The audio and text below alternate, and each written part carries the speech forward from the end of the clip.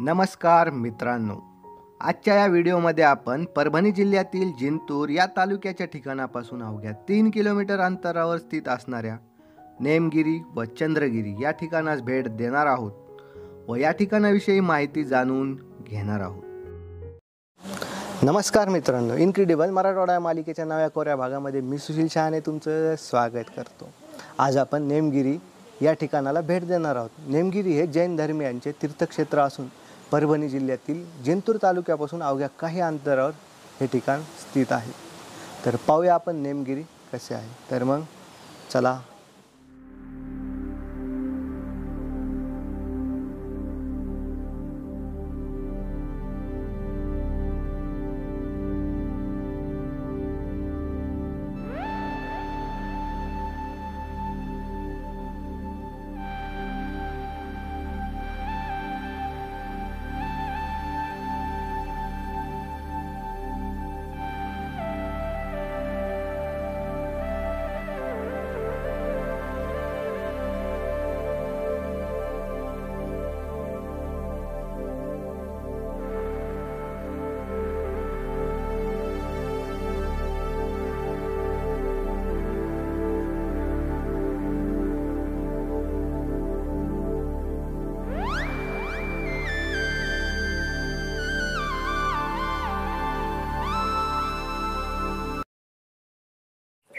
या प्रसिद्ध गुफेचे वैशिष्ट्य सांगायचे झाले तर या ठिकाणी भगवान पार्श्वनाथाची 9000 किलो वजनाची व 6.25 फूट उंचीची काळ्या पाषाणातील मूर्ती हवेत तरंगते। या गोष्टीचे अनेक संशोधकांनी संशोधन केले, पण हे रहस्य कोणालाच उलगडले नाही।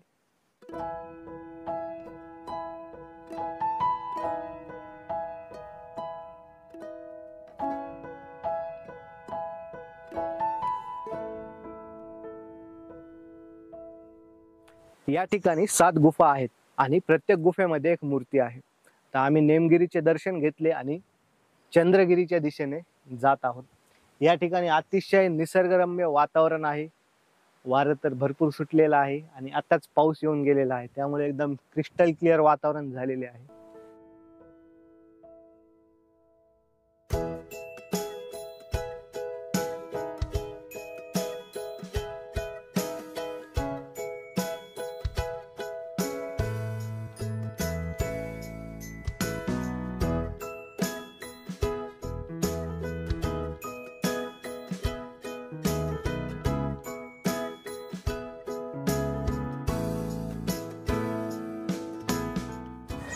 राष्ट्रकूट राजा सम्राट अमोक यांच्या काळात त्या गुफा तयार केलेल्या असून या गुफा जमिनीपासून 17 फूट खोल आहेत। या ठिकाणी अतिशय सुंदर वातावरण आहे। पक्ष्यांचा किलबिलाट आहे आणि मोरांचे सुद्धा आवाज येत आहेत। आणि चंद्रगिरीच्या दिशेने जाण्यासाठी आपल्याला असा मार्ग दाखवलेला आहे, रोडवर मार्किंग करून ठेवलेली आहे। तर याला फॉलो करत करत आपण चंद्रगिरीच्या दिशेने जाऊ। तर मग चला। हे ठिकाण जैन धर्मियांचे खूप महत्त्वाचे तीर्थक्षेत्र आहे, त्यामुळे राज्यातील व परराज्यातील भाविक खूप श्रद्धेने या ठिकाणी भेट देतात।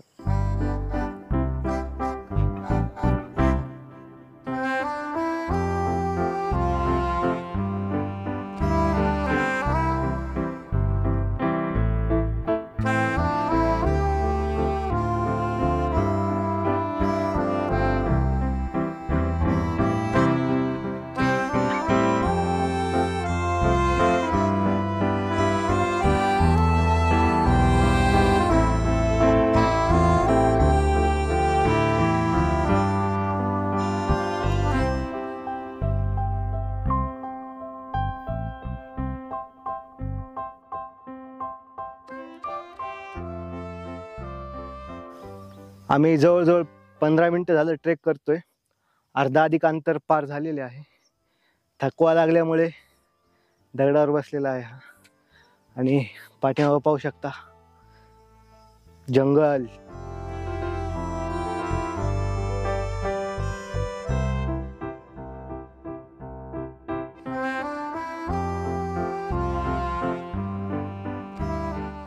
थकवा लागल्यामुळे या दगडावर मी विश्रांती घेत आहे। थँक्यू दगडू। हा सुंदर ट्रेक अनुभवताना याच्या प्रतिक्रिया घेऊ आपण, याचं म्हणणं काय ऐकू आपण। तर इथलचं वातावरण एकदम सुंदर आहे, विषयच नाही। अर्धा अंतर आपण पार केलेलं आहे. विषयच नाही. अर्धा बाकी आहे. विषयच नाही. तर चला चला मग. चंद्रगिरीचे शिखर दृष्टिक्षेपात आलेले आहे. तर मग चला.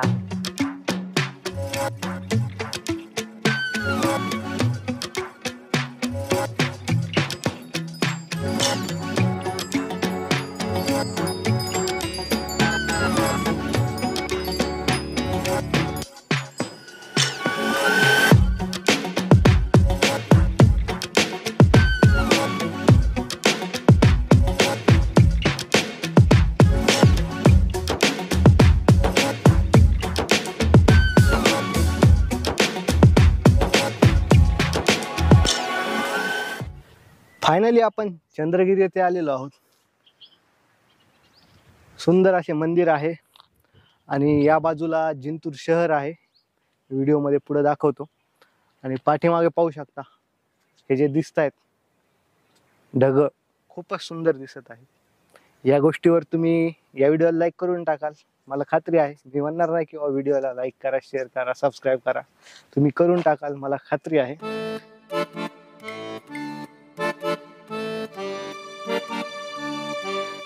मागच्या वेळेस आम्ही व्हिडिओ केला होता त्याचं थंबनेल हे असं होतं आणि त्याची लिंक मी डिस्क्रिप्शन मध्ये देऊन टाकतो आणि वर आय बटन मध्ये सुद्धा देऊन टाकतो. तो व्हिडिओ तुम्ही नक्की बघा.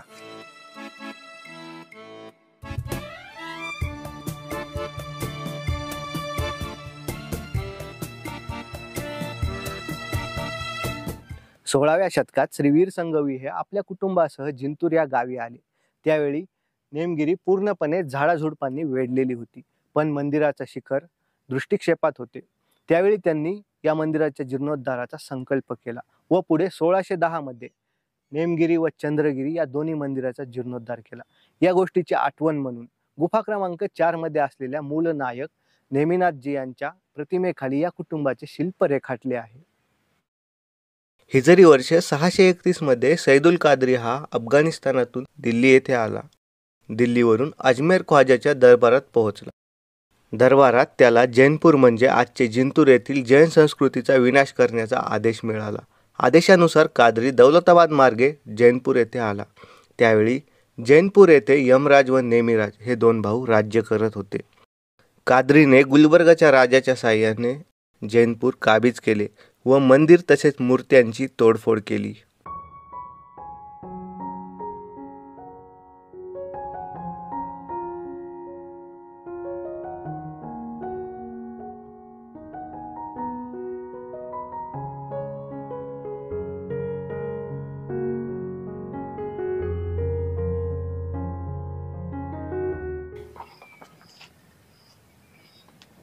तर असे आहे हे नेमगिरी.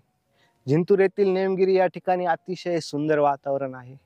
बाकी हा व्हिडिओ तुम्हाला कसा वाटला कमेंट करून कळवायला विसरू नका. आवडला असेल तर लाईक, चॅनलला सबस्क्राईब करायला विसरू नका.